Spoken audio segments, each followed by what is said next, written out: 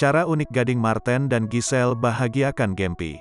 Meski sudah bercerai, Gading Marten dan Gisela Anastasia ternyata punya cara tersendiri untuk bahagiakan putri sematawayangnya, yakni Gempi.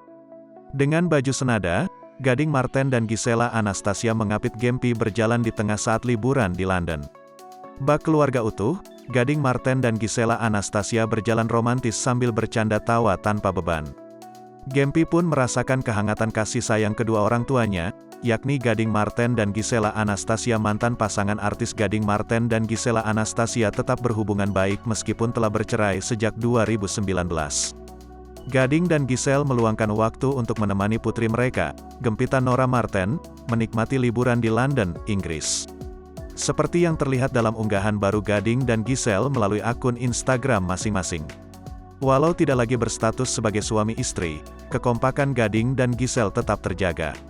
Happy Holidays, tagar liburannya Gempi tagar Happy, tulis Gading Marten.